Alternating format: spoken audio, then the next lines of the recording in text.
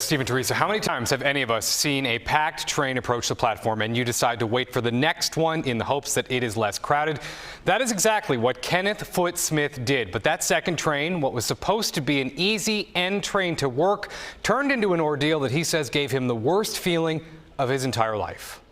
Kenneth Foote Smith's morning commute begins at Brooklyn's 59th Street subway platform.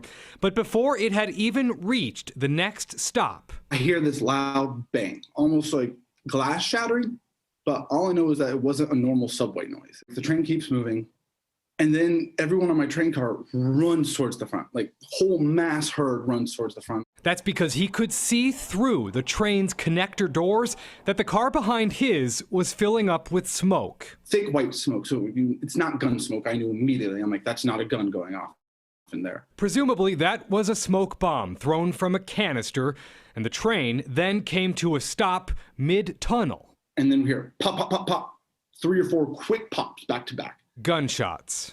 Screaming doubles, the panic of the guy trying to open our door. Passengers in that car trying to open those connector doors between cars, but they wouldn't.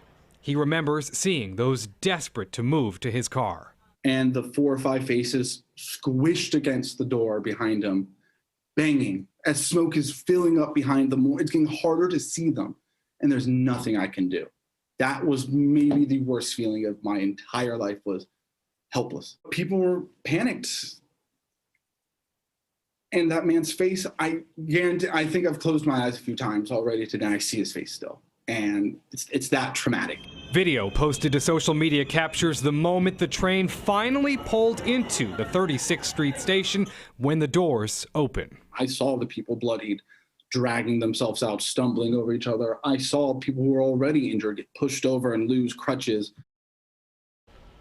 Now, he debated making a beeline for the stairs when those doors opened or getting on and approaching our local train heading into the station.